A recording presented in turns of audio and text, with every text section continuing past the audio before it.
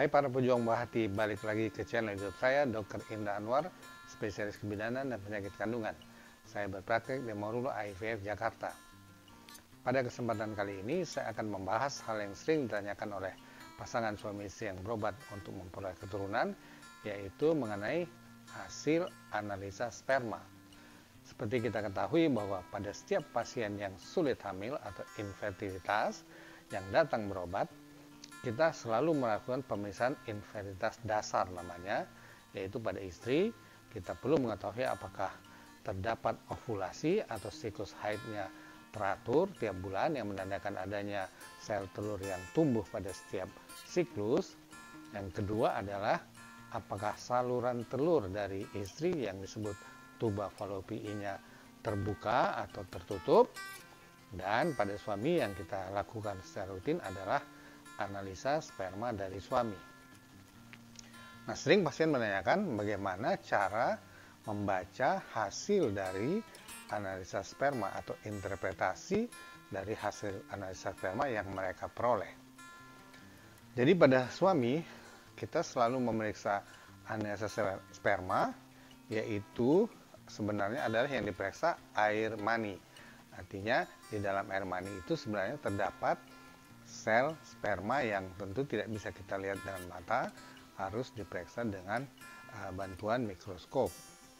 Yang pertama kita periksa dari analisa sperma suami atau pemeriksaan air mani suami adalah volume, berapa cc air mani yang dikeluarkan pada waktu berhubungan, atau kalau kita melakukan pemeriksaan analisa sperma tentu dengan cara masturbasi. Nah, berapa volume yang dikeluarkan pada waktu masturbasi tersebut? Normalnya yang kita anggap baik jika volume air mani minimal 1,5 cc.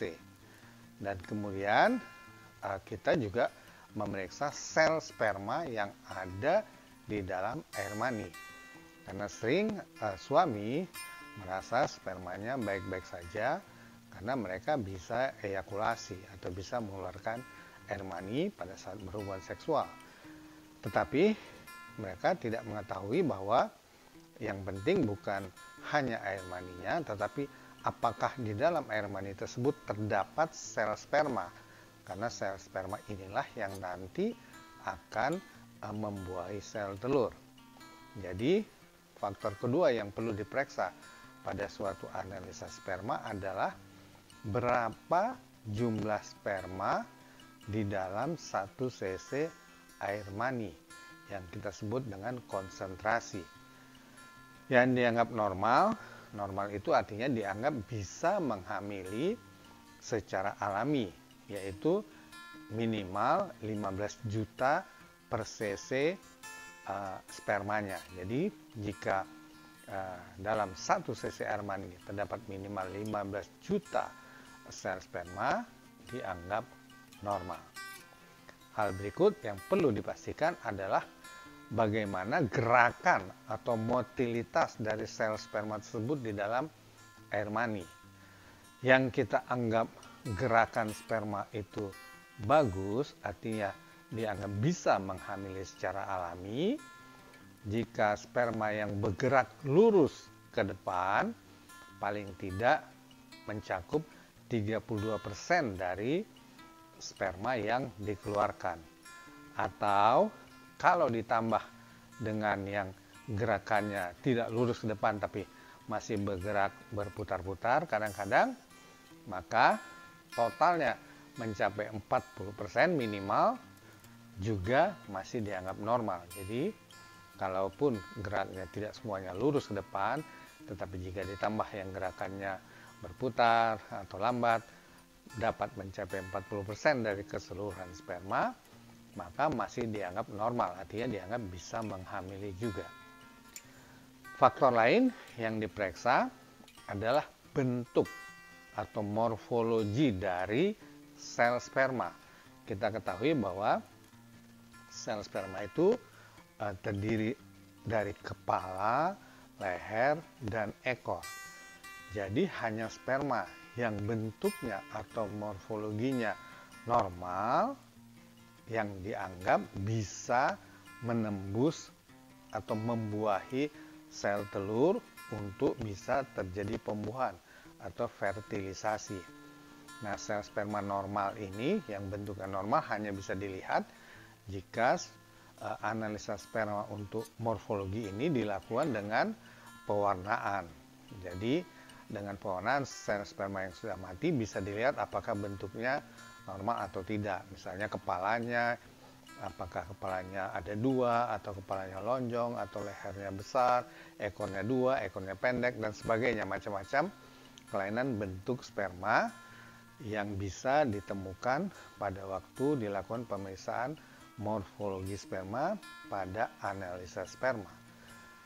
Nah, jika morfologi sperma atau bentuk sperma yang normal minimal 4% dari keseluruhan sperma yang dikeluarkan, maka dianggap juga bisa menghamili secara alami.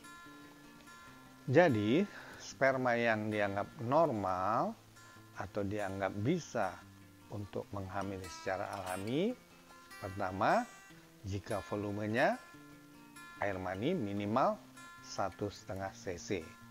Konsentrasi sperma per cc minimal 15 juta. Gerakan sperma atau motilitas yang lurus minimal 32%, atau kalau ditambah yang geraknya tidak lurus mencapai 40%, dan yang terakhir adalah bentuk sperma harus minimal 4%.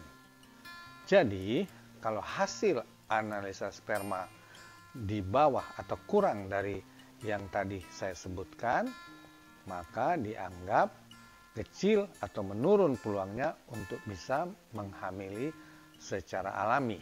Tergantung gradasi atau baik buruknya hasil analisa sperma, maka sperma bisa dikategorikan masih memungkinkan untuk hamil alami, yaitu kriterianya sesuai dengan kriteria WHO adalah seperti yang saya sebutkan tadi.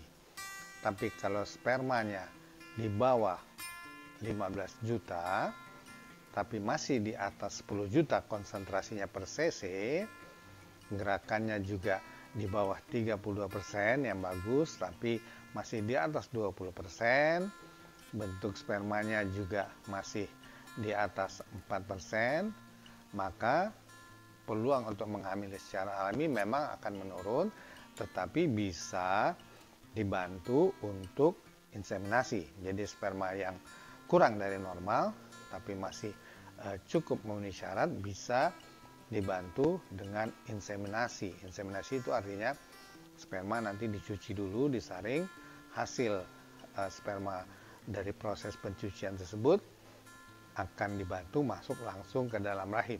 Jadi walaupun sperma kurang normal, tapi untuk inseminasi masih bisa terjadi kehamilan.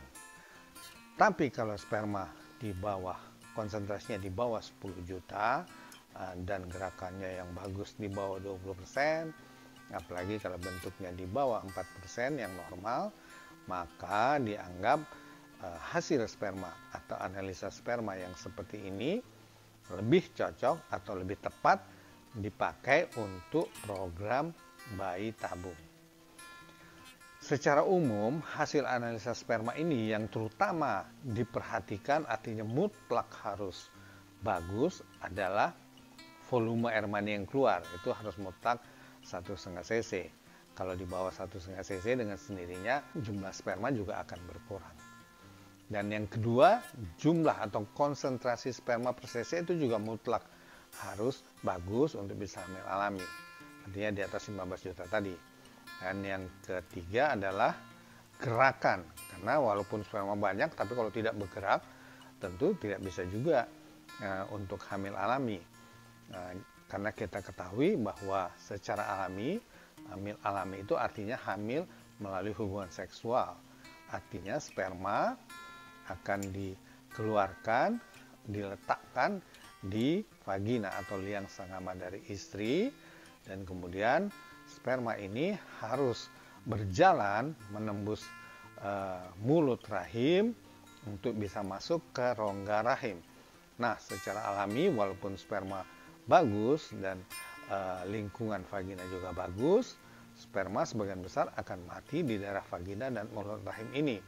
Oleh karena itu, untuk hamil alami perlu jutaan sperma yang normal. Baru kita bisa berharap ada sperma yang masuk ke rongga rahim dan melanjutkan perjalanan ke saluran telur atau tuba Fallopi, di mana sel telur dari istri biasanya akan masuk ke tuba Fallopi juga pada waktu ovulasi, sehingga bisa bertemu dengan sperma di daerah tuba Fallopi untuk terjadi fertilisasi atau pembuahan. Dan kemudian embrio akan didorong balik ke dalam rahim untuk bisa menempel di dinding rahim. Jadi secara alami perjalanan sperma cukup panjang dan cukup berat untuk bisa mencapai sel telur. Oleh karena itu, jika sel sperma di bawah normal, tentu peluang sperma untuk mencapai saluran telur, di mana sel telur akan masuk, sangat kecil.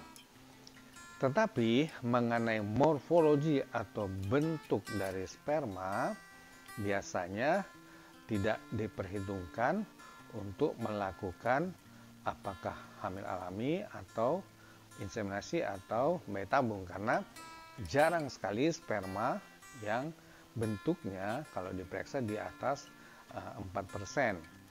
Sehingga jika volumenya cukup di atas 1,5, konsentrasi cc juga cukup di atas 15 juta, dan gerakannya juga cukup di atas 40%, dan hanya bentuknya yang tidak cukup, artinya di bawah 4%, kondisi seperti ini masih bisa dipakai untuk hamil alami maupun inseminasi. Jadi pasangan suami istri, terutama istri-istri biasanya kalau bentuk sperma tidak normal sangat khawatir apakah spermanya bisa membuahi atau tidak. Memang secara teoritis bisa saja sperma tidak membuahi, tetapi dalam praktek ternyata masih bisa membuahi.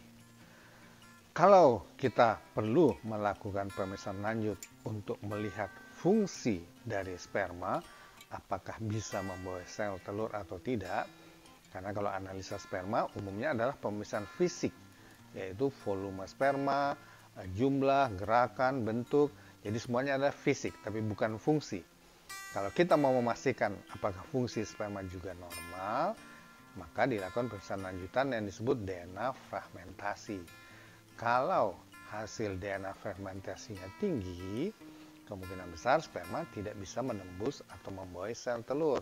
Mungkin pilihannya adalah bayi tabung. Tapi kalau DNA fragmentasinya rendah, artinya spermanya seharusnya masih bisa membuahi sel telur. Jadi bisa dipakai untuk alami maupun inseminasi, asal persyaratannya secara fisik juga cukup. Nah, mudah-mudahan penjelasan saya ini bisa lebih dipahami oleh pasangan suami istri, terutama biasanya istri-istri yang sangat khawatir dengan kondisi sperma, sehingga bisa menjalani program hamil dengan lebih nyaman. Jangan lupa subscribe. Salam 2 garis biru.